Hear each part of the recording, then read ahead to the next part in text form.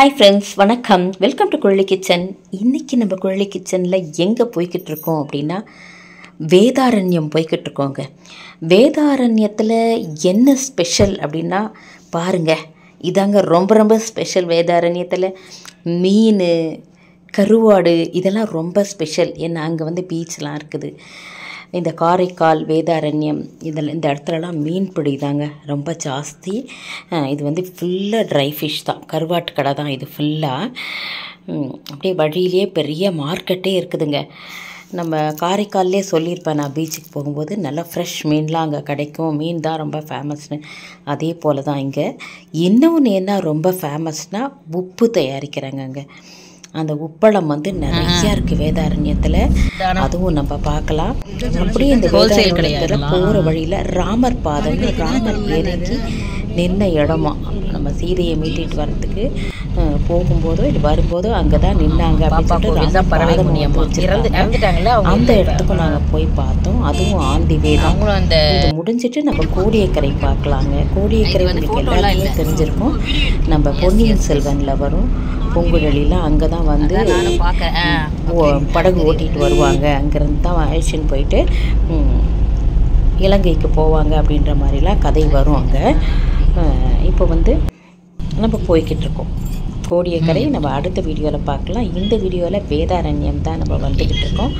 இந்த உப்பளம் போனது, இந்த ராமர் பாதம் போனது, அதெல்லாம் நம்ம இந்த வீடியோவில் பார்க்கலாம். இந்த ஊரில் பாருங்கள், நிறைய பனை மரங்கள்ங்க.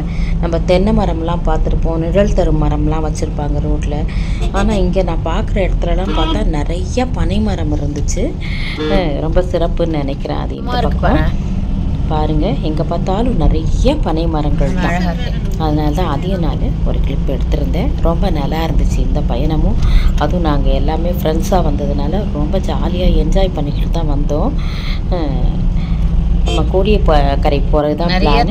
அதுக்கு நம்ம வேதாரண்யத்தில் என்னென்ன பார்க்க முடியுமோ பார்த்துட்டு போகலாம் அப்படின்னு சொல்லிட்டு இங்கே பறவைகள் சரணாலயம் அதெல்லாம் இருந்து போட்டிருந்தாங்க.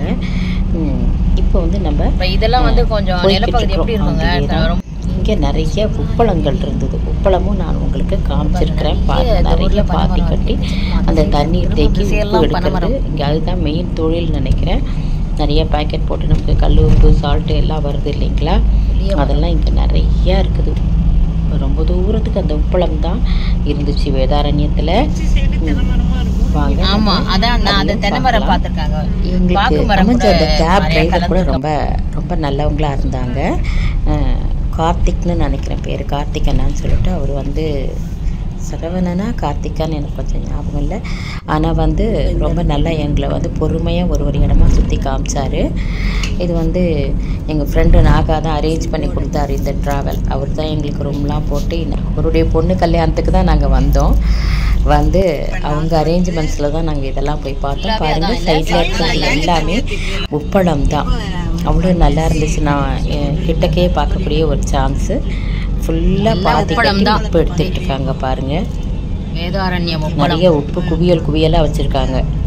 இதெல்லாம் அப்புறமா க்ளீன் பண்ணி வேதாரண்யத்தில் இன்னொன்று என்ன ரொம்ப ஃபேமஸ் அப்படின்னா, காந்தி உப்பு சத்தியாகிரகம் பண்ணார் இல்லைங்களா. அவரு தண்டி மார்ச்சுன்னு சொல்லிட்டு அங்கே உப்பு சத்தியாகிரகம் பண்ணும்போது இங்கே 1930 ஸ்ரீ ராஜகோபாலாச்சாரி அவங்களுடைய தலைமையில் இங்கேயும் உப்பு சத்தியாகிரகம் நடந்துச்சுங்க. அது வேதாரண்யத்தில் தான். அவரும் இந்த காந்திஜியோட டிசிப்ளின் தான் ஃபாலோயர்.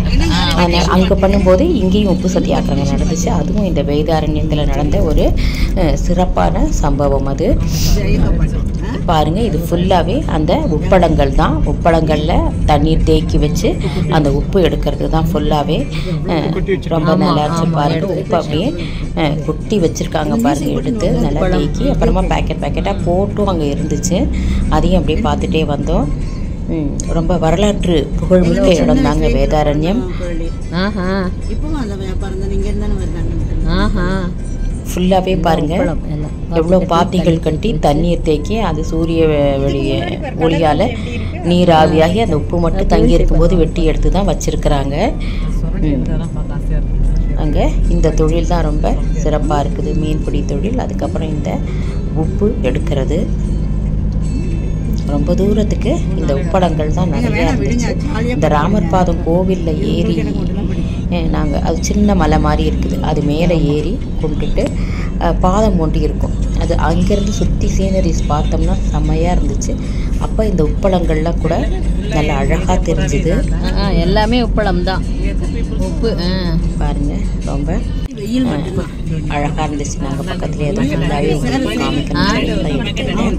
வேதாரண்யத்தில் இந்த எடுத்து ஃபோட்டோ எடுக்க மாட்டேன், அந்த வீடியோ எடுத்துட்டு வச்சுருக்கிறது உப்பு எடுக்கிறது தாங்க ரொம்ப முக்கியமானது தொழில், முக்கியமான தொழில் அது.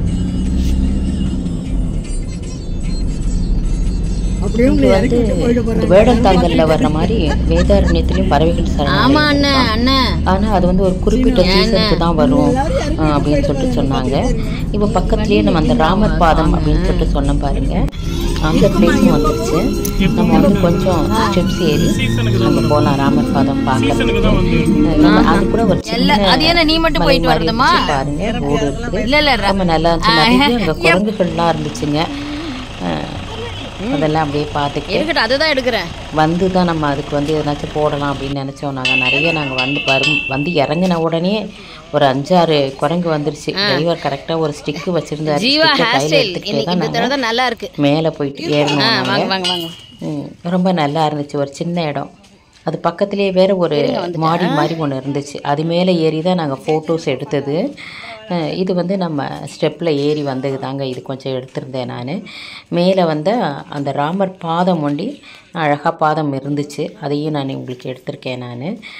அந்த இடம் வந்து ரொம்ப அழகாக இருந்துச்சு. இந்த நடுப்புற அந்த படி ஏறி வர்றது, அந்த மேலே தெரிகிற அந்த மண்டபத்தில் தான் அந்த பாதம் வச்சுருக்குறாங்க. எல்லாருமே இருக்காங்களா, அதை போய் பார்த்துட்டு அதை சுற்றி இந்த சீனரிஸும் ரொம்ப அழகாக இருந்துச்சு. ரொம்ப இயற்கையோடு இணைஞ்சு இருந்துச்சு அந்த இடம். அதனால் ரொம்ப அழகாக இருந்துச்சு. இந்த ராமர் பாதம்ன்ற இடம் வந்து வேதாரண்யத்துலேருந்து நம்ம கோடிக்கரை போகிற வழியில் தான் இருந்துச்சு. இதுக்கு நடுப்புற கூட ஒரு இடத்துல இந்த பறவை முனியம்மா பிறந்த ஊருன்னு சொல்லிட்டு வந்தாங்க டிரைவர். அது கூட இந்த வழியில் தான் வந்துச்சு. பேசிக்கிட்டே வந்தோம். அது இது பாருங்கள், நடுப்புற மண்டபம், அதை சுற்றி வெறும் மரங்களாக இருக்குது. அதுக்கு பக்கத்துலேயே இது இப்போ நான் எடுத்துருக்கிறது வந்து அது பக்கத்துலேயே ஒரு மாடி மாதிரி இருந்துச்சு, அது மேலே ஏறி போய் தான் நாங்கள் எடுத்தோம். இப்போ வந்து கீழே இருந்தே எடுத்த ஒரு கிளிப்பு தான் இந்த ராமர் பாதம் வந்து. அதுக்கப்புறம் சைடில் வந்து ஒரு 2 மாடி ஏறி போகிற மாதிரி கொடுத்துருக்காங்க. அது மேலே ஏறி நின்று தான் இந்த சரௌண்டிங்ஸ் ஃபுல்லாக பார்க்கலாம். நம்ம சுற்றி நின்று எடுத்தது தான் இது. ரொம்ப அழகாக இருந்துச்சு மேலேருந்து பார்க்குறதுக்கு. இந்த உப்பளங்களும் நல்லா தெரிஞ்சது. இந்த மரம் செடி கொடிகள்லாம் இருக்கிறதுலாம் அவ்வளோ அழகாக இருந்துச்சு. அதுக்குன்னே தான் ஒருவேளை அது கட்டி வச்சுருக்காங்கன்னு நினைக்கிறேன் நான். பாருங்கள், அங்கேருந்து எடுக்கும்போது இந்த ராமர் பாதம் இருக்கிற இடமும் ரொம்ப அழகாக தெரியுது பாருங்கள்.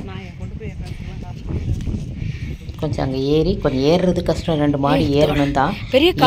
ஏறினா தான் இந்த மாதிரி இந்த அழகை வந்து நம்ம ரசிக்க முடியும். ரொம்ப நல்லா பெரிய காடு மாதிரி இருக்குல்ல பாருங்கள். இது ஒரு சின்ன மாடி தான். அங்கே நின்று நாங்கள் ஃபுல்லாக சுற்றி எடுத்துகிட்டு வந்தோம். அங்கே ஒரு ஞாபகமாக இருக்கட்டும் அப்படின்னு சொல்லிட்டு தான் அந்த சின்ன சின்ன கிளிப்பெல்லாம் அங்கே நாங்கள் எடுத்துக்கிட்டோம். எல்லாருமே ஏறி வரல, நாங்கள் 2 பேர் தான் ஏறி வந்தோம். எங்கள் வீட்டுக்கார் வந்தாங்க. மற்றவங்களாம் திரும்பவும் 2 மாடி ஏறணுமேன்னு சொல்லிட்டு எல்லாம் கீழே நின்றுட்டாங்க. நல்லா இருந்துச்சு மேலே ஏறி பார்க்கும்போது. அதை பார்த்துட்டு நம்ம வந்து இப்போ வந்துட்டுருக்கோம். இன்னொரு இடத்துக்கு கூட இந்த பறவைகள் சரணாலயம் இருக்குன்னு அழைச்சின்னு போனாங்க. ஆனால் அங்கே வந்து அது அந்த சீசனுக்கு தான் அந்த பறவைகள்லாம் வருமா, அதனால் அதிகமாக பறவைகள் இல்லை அங்கே. ஆனால் போர்டெல்லாம் போட்டிருக்காங்க வழியில், பறவைகள் சரணாலயம் ரொமார்க்லாம். நாங்கள் எதுவும் அதிகமாக பார்க்கல.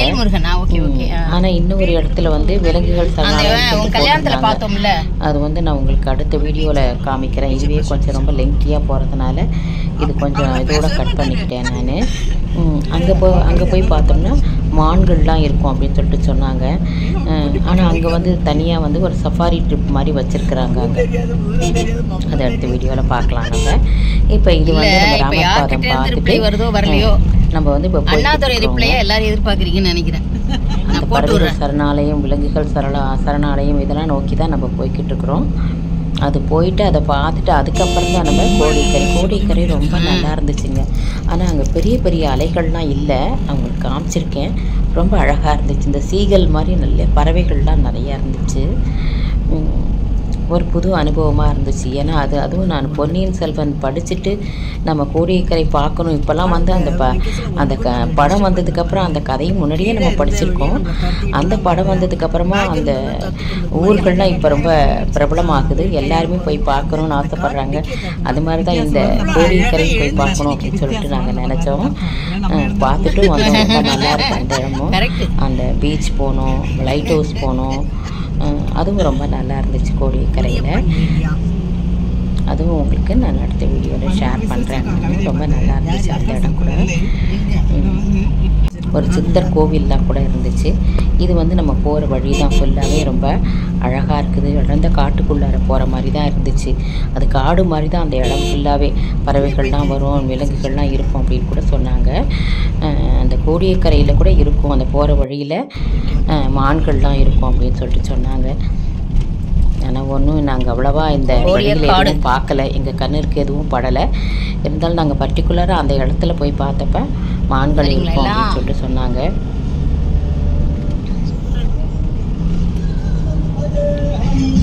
நீங்களும் எங்களோட வந்து இந்த என்ஜாய் பண்ணியிருப்பீங்க. ராமர் பாதம் பார்த்துருப்பீங்க, உப்பளங்கள்லாம் பார்த்துருப்பீங்கன்னு நினைக்கிறேன். ரொம்ப அழகான ஊர், அது வரலாற்று புகழ்மிக்க ஊர். நம்ம ராஜகோபாலாச்சாரி தலைமையில் அழகான தாமரை குளம் சத்தியாகிரகம் நடந்த ஒரு ஊர் இது. ஆமாம், நிறைய ஃபுல்லாக தாமரை இலையாக இருக்குது. அதுதான் நம்ம இப்போ பார்த்துட்டு போய்கிட்டு இருக்கிறோம்.